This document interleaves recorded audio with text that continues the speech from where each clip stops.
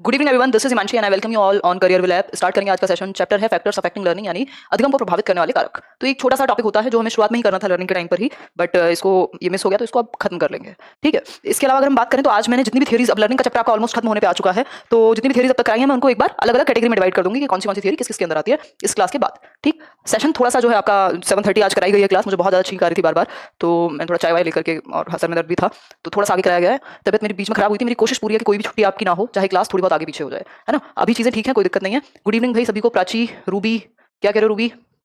इतनी तेजी से निकल जाता है ना, ऐसे समझ में नहीं आता है। अगर आप कोई क्वेश्चन लिख रहे हो ना एमसीक्यू, तो वो दिखता नहीं है, उतनी देर में चला जाता है वो, है ना। शांतनु, बहुत बढ़िया। गुड इवनिंग भाई, न्यू स्टूडेंट, वेलकम है आपका। हाँ, मैं ध्यान रख रही हूँ एक्चुअली, टाइम ही थोड़ा सा ऐसा है कि जब तब देखो कुछ ना कुछ ये आफ्टर इफेक्ट्स हैं, ये शायद जो कोविड था उसके, कि अगर मैं मतलब सीढ़ियाँ चढ़ रही हूँ तो 4 फ्लोर में एकदम वो सांस में भी फील हो रहा है, सांस चढ़ने जैसा, जबकि कभी ऐसा कुछ हुआ ही नहीं। जब बीमार थी तब भी नहीं हुआ ऐसा तो, और थोड़ी बहुत वीकनेस और ये सब। चलिए खैर, ये सब लाइफ है तो सभी को पता नहीं क्या क्या समस्याएं हो रही हैं आजकल। अधिगम को प्रभावित करने वाले कारक, बहुत ही छोटा सा चैप्टर है, फिर आपकी क्लासेस हो जाएंगी अलग, जो नॉर्मल बैच है और पेडागोजी स्पेशल बैच है। इसके बाद, है ना, अधिगम को प्रभावित करने वाले कारक। बेसिकली मंडे से जहाँ तक है आपकी क्लास अलग कराएंगे, क्योंकि अभी क्या है, यार वैक्सीन में बहुत ज़्यादा मारामारी है, अभी देखती हूँ, कोशिश करती हूँ। ओके शिवम, ठीक। कल हम इससे रिलेटेड कुछ क्वेश्चंस करेंगे। इससे क्या, जो पूरा लर्निंग के चैप्टर में हमने जितनी भी थियरीज वगैरह की हैं, कुछ मिक्स क्वेश्चंस करेंगे नेक्स्ट 2 डेज, और फिर मंडे से आपकी क्लास अलग होगी। जो नॉर्मल बैचेस हैं उनकी क्लास होगी सिर्फ 2 दिन हफ्ते में, क्योंकि अभी मैं बहुत ज़्यादा क्लास करूँगा, सिलेबस भी बहुत कम बचा हुआ है ना। तो 2 दिन, बाकी पेडागोजी स्पेशल की अपनी जो 5 दिन होती है मंडे टू फ्राइडे, वो होगी ही होगी। ठीक है, कोई दिक्कत नहीं, कोई एग्जाम भी आपका सामने नहीं है तो हो जाएगा नॉर्मल बैचेस का सिलेबस खत्म, टेंशन मत लो। हाँ, बट क्षमा, मैंने मेडिसिन जो है कोई नहीं ली थी, मैंने देसी ही जो तरीके हैं अपने नेचुरली उसी से ओवरकम किया है, मैंने मेडिसिन ली ही नहीं थी इस दौरान। अधिगम को प्रभावित करने वाले कारक यानी फैक्टर्स अफेक्टिंग लर्निंग। लर्निंग को हमने पढ़ा था शुरुआत में, व्हाट इज लर्निंग, लर्निंग के बहुत सारे कैरेक्टरिस्टिक्स हमने समझे थे, फिर लर्निंग कर्व समझे थे, कई ट्रांसफर ऑफ लर्निंग को समझा था हमने। ठीक है, ओके, ठीक है आकाश, 6 महीने बाद लगवा लेंगे वैक्सीन, अभी तो एंटीबॉडी बन गई, सही बात है। देखिए, तो लर्निंग को प्रभावित करने वाले कारक हो सकते हैं बहुत सारे, एक नंबर में क्वेश्चन पूछ लिया जाता है, तो आपको ये होना चाहिए पता। ठीक, अब लर्निंग की लास्ट क्लासेस के बाद क्वेश्चन होंगे लर्निंग पे, और लर्निंग चैप्टर कंप्लीट। ठीक, देखिए ये पूरी यूनिट थी लर्निंग की, अपना अपना बड़ी यूनिट है। देखिए पीडीएफ आपको मिल चुका होगा अब तक। फैक्टर्स अफेक्टिंग लर्निंग यानी अधिगम को प्रभावित करने वाले कारक। तो ये 4 प्रकार में आप इनको डिवाइड कर सकते हो, या अगर चाहो तो सिर्फ 2 में भी, बट इंपॉर्टेंट है अधिगम को प्रभावित करने वाले कारक।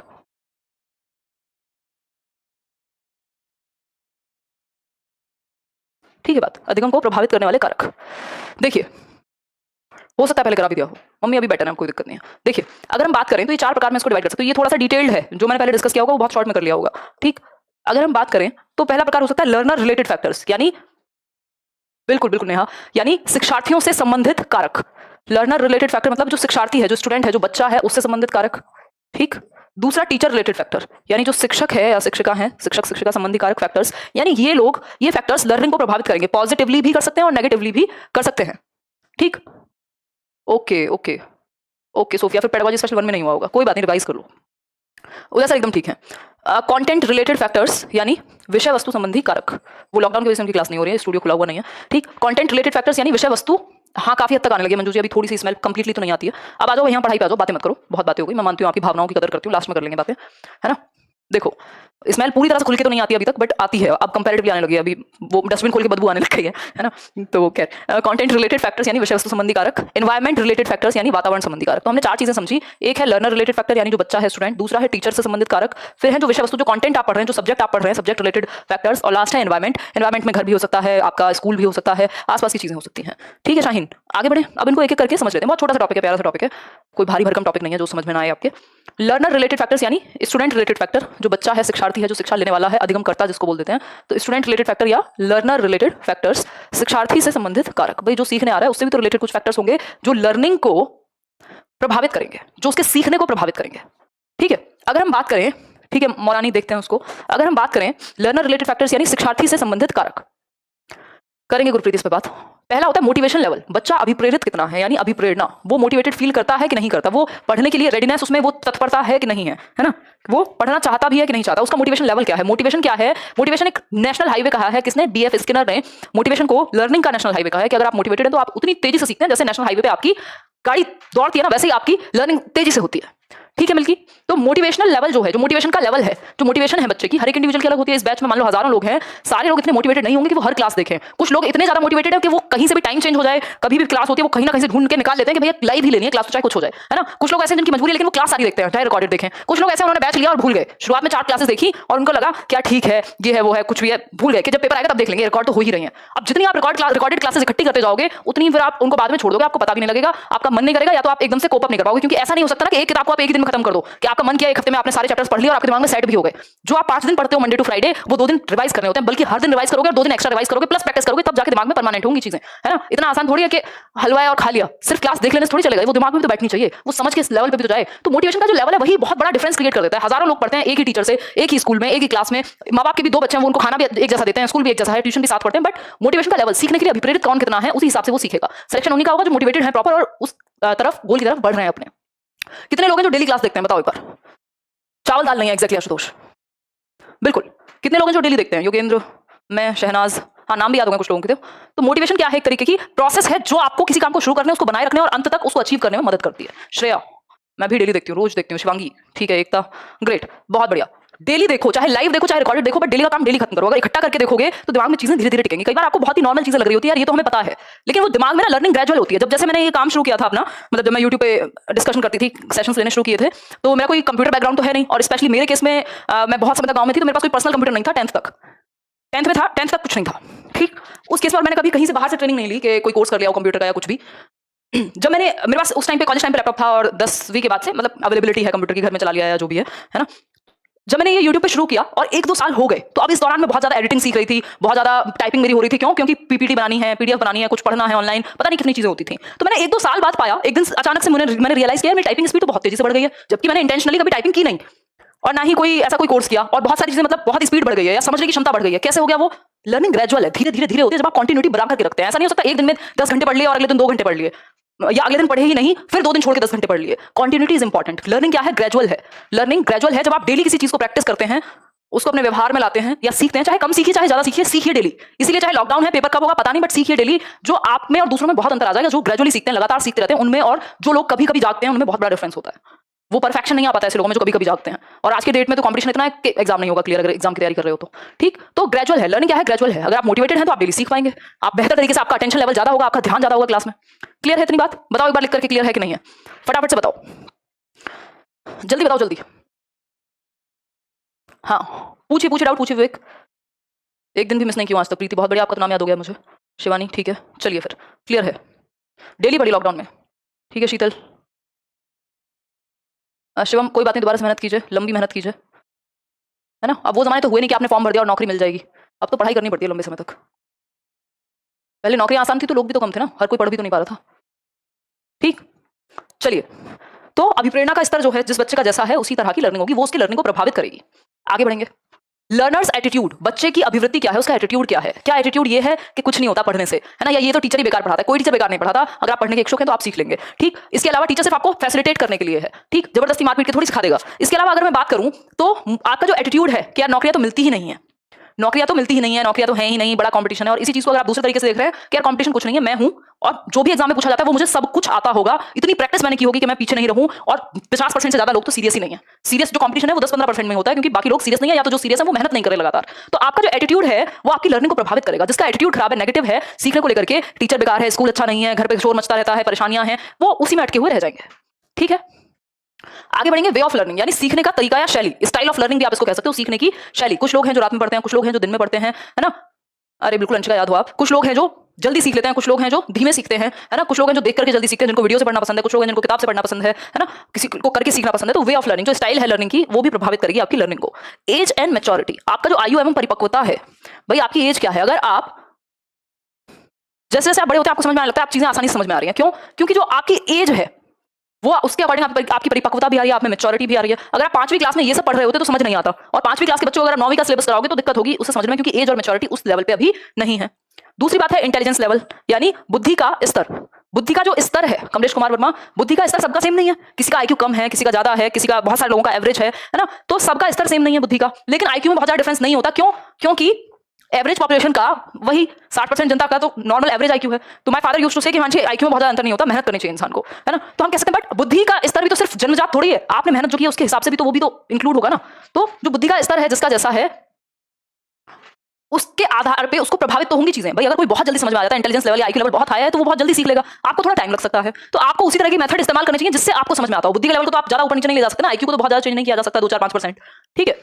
फिर है प्रैक्टिस। प्रैक्टिस यानी अभ्यास। देखो ये बहुत बहुत इंपॉर्टेंट है। Practice makes a man perfect और अ वुमन परफेक्ट, जो आप कहना चाहें, यानी वो कहीं भी जाती है जो कहावत है कि करत करत अभ्यास के जड़ मत हो सुजान, है ना। तो वो जो रस्सी वाली कहावत है कि भाई जो प्रैक्टिस करते हैं वो तो पत्थर पे भी निशान डाल सकते हैं। तो प्रैक्टिस इज मस्ट। तो कौन सा विद्यार्थी है, मान लीजिए दो लोगों को क्रिकेट सीख रहे हैं दोनों लोग, लेकिन एक व्यक्ति ऐसा है कि जो प्रैक्टिस बहुत ज्यादा करता है, वो घर जाके भी वो बॉल लटका करके और वो लगा हुआ है, तो जो ज्यादा अभ्यास करेगा वो बेहतर सीखेगा, ठीक।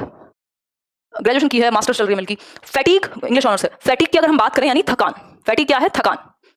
अगर आप थके हुए हैं, आपका न्यूट्रिशन ठीक नहीं है, तो थकान भी आपकी लर्निंग के लेवल को क्या करेगी, प्रभावित करेगी। जो थकान है वो अधिगम के स्तर को प्रभावित करेगी। यदि आप थके हुए, मान लीजिए आप फ्रेश माइंड से नहीं बैठे, अगर आप फ्रेश माइंड से नहीं बैठे तो फिर नहीं समझ में आएगा, है ना। आपको कई बार लगता, कई लोग हैं जो बहुत आसानी से समझ लेते हैं। कई बार आपको सेम क्लास दो लोगों को, एक को समझ में नहीं आ रही होती, दूसरा कह रहा है बड़े अच्छे समझ में आ रही है। कैसे हो सकता है? आप फ्रेश माइंड से बैठे ही नहीं है तैयारी के साथ, हो सकता है आप थके हुए हो सकता है मन में कोई द्वंद्व चल रहा हो। तो ये सारी प्रॉब्लम्स को हटाना है, इन सब चीजों को पॉजिटिविटी की तरफ लेके जाना है। इसलिए इस थकान की वजह से जो टाइम टेबल की फ्लेक्सिबिलिटी है उस पर भी ध्यान रखा जाता है कि मुश्किल जो सब्जेक्ट्स हैं उनको शुरुआत में कराओ स्कूल में, first period, second period, third period, या फिर लंच के जस्ट बाद, जिससे बच्चा फ्रेश फील करे। ऐसा नहीं है मैथ्स का पीरियड आठवां पीरियड लगा दिया आपने मैथ्स का, अब दिन भर से थका हुआ है, उसको पता है कि अब तो छुट्टी का टाइम है, उसका फोकस है बस टाइम निकल जाए किसी तरह से। तो इसलिए इन सब चीजों का भी ध्यान रखा जाए जिससे बच्चा थकावट ना फील करे। फिजिकल एंड मेंटल हेल्थ, जो विद्यार्थी की फिजिकल और मेंटल हेल्थ है, अगर आपके पेट में दर्द हो रहा है, आपके पैर में चोट लगी हुई है, उसमें दर्द हो रहा है, तो आप कैसे अच्छा सीख लेंगे, कैसे आप अच्छा सीख लेंगे। या फिर आप मानसिक रूप से ठीक फील नहीं कर रहे हैं, आपके घर में रोज लड़ाइयां झगड़ा और ये सब है, बच्चा है स्पेशली, अगर कुछ और घटना घट गई है तो बेहतर तरीके से नहीं सीख पाएगा, ठीक। तो फिजिकल एंड मेंटल हेल्थ ये सारे विद्यार्थी से रिलेटेड, ये लर्नर रिलेटेड फैक्टर्स हैं कि बच्चे से संबंधित हैं कि भाई बच्चा मोटिवेटेड कितना है, उसका एटीट्यूड कैसा है सीखने के प्रति, उसका लर्निंग स्टाइल कैसा है, उसका इंटेलिजेंस लेवल कैसा है, उसके एज और मैच्योरिटी के हिसाब से उसको सिखाओ। जब भी तो सिलेबस आपका एज के अकॉर्डिंग, मैच्योरिटी के अकॉर्डिंग डिजाइन है ना। नहीं तो पहली क्लास में जो 10वीं क्लास का सिलेबस भी लगा सकते थे, लेकिन क्यों नहीं लगाया? लवी बिल्कुल नाराज नहीं हूं मैं, क्यों नहीं लगाया? क्योंकि बच्चे की एज और मैच्योरिटी के अकॉर्डिंग उसको क्या दी जाती है, शिक्षा दी जाती है, ठीक है। बात आगे बढ़ेंगे।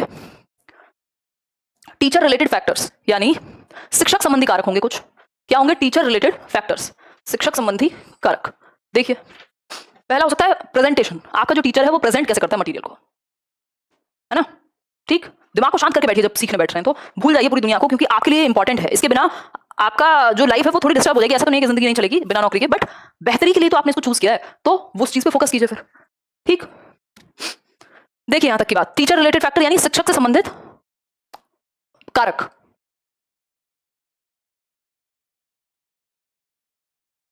मम्मी अभी ठीक है काफी हद तक, अब दिक्कत तुम्हें नहीं, ऑलमोस्ट, बस वीकनेस तो रहती है इसमें।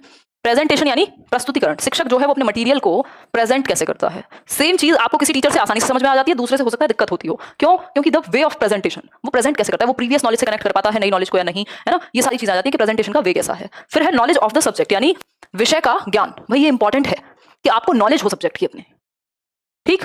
आपको नॉलेज हो सब्जेक्ट की अपने। इसका मतलब ये नहीं है आपने बहुत सारी डिग्रियां ली हुई हो, जरूरी नहीं है जिनको डिग्री है जिनके पास वो प्रॉपर नॉलेज के साथ चल रहे हैं। कई लोग इस देश में आप भी जानते होंगे जिन्होंने बीएड किया है, डीएलएड किया है, सिर्फ पेपर पे पढ़ने के लिए, 5 पेपर भरने के लिए पेपर टाइम पे ही पढ़ते हैं, है ना। फिर पीएचडी वाले पियोन के लिए जब अप्लाई करते हैं तो पता लग जाता है कि नॉलेज ऐसा कुछ है नहीं, ठीक। तो नॉलेज ऑफ द सब्जेक्ट, तो टीचर की नॉलेज होना इंपॉर्टेंट है। और नॉलेज कब होगी? जब वो कॉन्स्टेंटली सीखता रहेगा। सिर्फ कोई डिग्री आपको फाइनल नहीं कर सकती। अगर आप शिक्षक हैं तो आपको जीवन भर सीखते रहना पड़ेगा। ऐसा नहीं है किसी डिग्री में आपने सीख लिया और अब हो गया, आपको हर दिन सीखते रहना पड़ेगा। जो इतने अच्छे अच्छे देश भर के टीचर्स हैं जिनके सामने से पता नहीं कितने आईएएस वगैरह निकल गए, वो भी रात रात को बैठ करके अपने अगले दिन की क्लास से पहले 5-5 घंटे पढ़ के जाते हैं। क्यों? क्योंकि सीखना इंपॉर्टेंट है, नॉलेज आपकी इंपॉर्टेंट है। तो नॉलेज अगर नहीं है तो भी दिक्कत है, तो विषय का ज्ञान होना इंपॉर्टेंट है।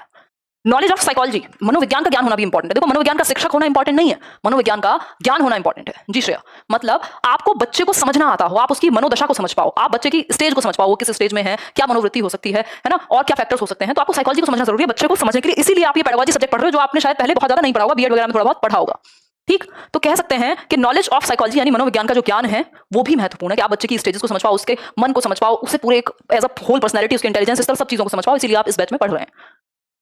बस आ गया मिलके एक दिन, ऑटोमेटिकली बताएंगे कभी। टाइम टेबल यानी समय सारणी। टाइम टेबल यानी समय सारणी। टाइम टेबल में फ्लेक्सिबिलिटी होना इंपॉर्टेंट है। ऐसा नहीं है रिजिड हो आपका टाइम टेबल, फ्लेक्सिबिलिटी हो। आपको लग रहा है कि यार बच्चे 8th पीरियड में बहुत शोर मचाते हैं, हो सकता है आपने ऐसा पीरियड लगा दिया हो लचीलापन, जो बच्चे को भारी पड़ रहा हो या फिर इंटरेस्टेड ना हो वो सीखने में, तो लचीला होना चाहिए टाइम टेबल। जैसा कि मैंने अभी बताया, शुरुआत में मुश्किल सब्जेक्ट लगाओ या लंच के बाद, और बीच का जो टाइम है जब वो थकान फील करें तो एक्टिविटी का पीरियड लगा दिया, म्यूजिक का पीरियड लगा दिया, इस तरीके से। जैसे आप भी पढ़ रहे हैं तो जब आप पूरी एनर्जी के साथ भरे हुए होते हैं सुबह उठ के, या रात को कई लोग शाम को लेट से पढ़ना शुरू करते हैं, तो वो तब शुरुआत में जब पढ़ने बैठ रहे हैं तो मुश्किल चीज को उठा लो, मतलब फ्लेक्सिबिलिटी, या जिससे भी आपका इंटरेस्ट बनता हो उसको उठा लो। ठीक, एक्सपीरियंस यानी अनुभव, ये बहुत इंपॉर्टेंट है शिक्षक के। तो टाइम टेबल में लचीलापन जो है वो टीचर ही निर्धारित करेगा टाइम टेबल। अनुभव यानी एक्सपीरियंस, देखो ये बहुत इंपॉर्टेंट है, ये आपसे कोई छीन नहीं सकता। अब मुझे 5 साल हो गए हैं ऑनलाइन एजुकेशन में, और जिंदगी भर से हम देख रहे हैं अपने आसपास सभी शिक्षकों को, पूरी फैमिली से लेकर सब कुछ, और कितने सारे टीचर्स से आज तक एक इंटरेक्शन रहा है, और बहुत ज्यादा टीचिंग पसंद भी है बचपन से। तो वो जो एक्सपीरियंस है, वो जो इतने सारे लाखों या हजारों लोगों से मिलने का, उनसे उनके क्वेरीज सॉल्व करने का, उनसे कुछ सीखने का, ये जो अनुभव है, ये आपसे ना तो कोई छीन सकता है ना आपको कोई दे सकता है, ये आप ही को लाना पड़ेगा। तो टीचर का एक्सपीरियंस क्या है या कितना है वो भी मैटर करेगा। हालांकि अब इसमें विलिंगनेस भी आ जाती है। ऐसा नहीं है कि जो नए शिक्षक आ रहे हैं बिल्कुल उन्हें वो अच्छा ही नहीं पढ़ाएंगे, जरूरी नहीं है। कई बार जो बहुत अनुभवी शिक्षक है, हो सकता है उन्होंने विलिंगनेस ही छोड़ दी हो, अब जो 15 साल पहले सीखा था उसी पे चल रही है कहानी। ठीक, तो एक्सपीरियंस मैटर करता है, आपका जो अनुभव है वो मैटर करेगा। बिल्कुल, आगे बढ़ेंगे। नेक्स्ट देखते हैं एक बार, कंटेंट रिलेटेड फैक्टर्स यानी विषय वस्तु से संबंधित कारक। अब जो आप सब्जेक्ट मैटर है आपका, जो सब्जेक्ट आप पढ़ रहे हैं, इसको कहेंगे subject matter related, subject matter related factors. ठीक, सब्जेक्ट मैटर से रिलेटेड फैक्टर्स। देखिए बिल्कुल,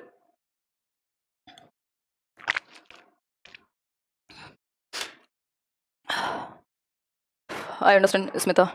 देखिए, अगर हम बात करें नेचर ऑफ द कंटेंट यानी विषय वस्तु का स्वरूप, जो विषय वस्तु है, जो सब्जेक्ट है आपका, उसका नेचर कैसा है। कई सब्जेक्ट्स का नेचर ऐसा होता है, जैसे मान लीजिए आप अभी साइकोलॉजी या चाइल्ड डेवलपमेंट पढ़ रहे हैं, पेडागोजी पढ़ रहे हैं, कि अपने आप में कॉम्प्लेक्स है इसकी प्रवृत्ति, कि कई लोगों को तो समझ ही नहीं आता कि चल क्या रहा है। उनको लगता है यार ये सारे सब्जेक्ट जो बचपन से पढ़े थे और ये पढ़ रहे हैं तो बिल्कुल ही अलग है। तो हर एक सब्जेक्ट का नेचर है। जैसे मैथ्स है वो प्रैक्टिस से आएगा, है ना, मनोविज्ञान है वो समझने से आएगा, और टीचर के पढ़ाने पर भी बहुत हद तक डिपेंड करेगा, क्योंकि ये ऐसी चीज है कि अगर आपको कोई अच्छा समझाने वाला मिल जाए तो तुरंत समझ में आ जाती है। ठीक, नहीं तो कितना भी मुश्किल हो जाती है। ठीक, तो नेचर जो है कंटेंट का, वो विषय कैसा है, साइज ऑफ द कंटेंट, कितना साइज क्या है, विषय वस्तु का आकार क्या है, आकार क्या है। जैसे जनरली आपके हिंदी में, इंग्लिश में जो ग्रामर के टॉपिक हैं ज्यादा नहीं होते। जनरली जब आप कॉम्पिटिटिव एग्जाम की तैयारी करोगे आपको पता होगा शायद, मुझे मतलब 50 से भी कम टॉपिक शायद होते हो, है ना।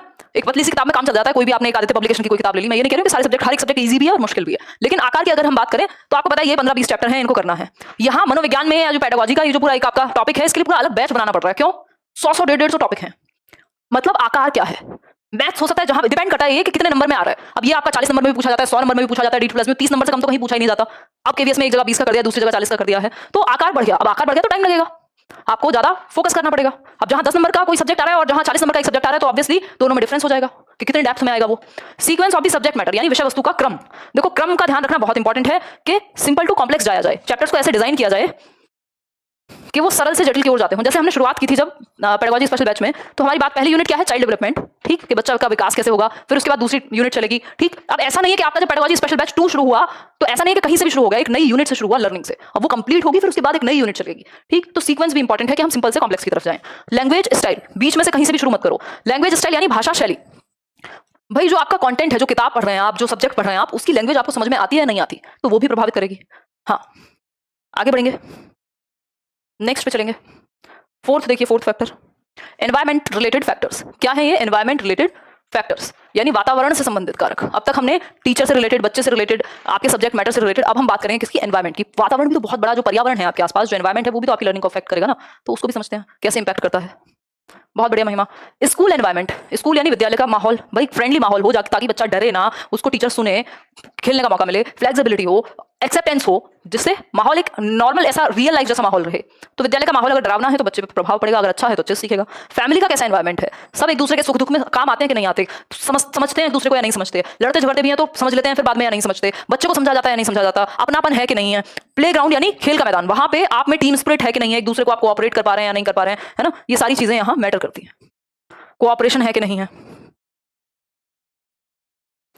फिर है सोसाइटी यानी समाज, आप कैसे लोगों में रहते हैं वो भी मैटर करेगा। आपकी जो सोसाइटी है, आपकी जो संगति है, वो एम्पैथी, सिंपैथी सब कुछ है कि नहीं है। तो सोसाइटी, जिस सोसाइटी में, जिस देश में आप रह रहे हैं, वो भी आपकी लर्निंग को क्या करेगा, प्रभावित करेगा। ठीक है बात, इतनी बात सभी को क्लियर होगी मेरे ख्याल में।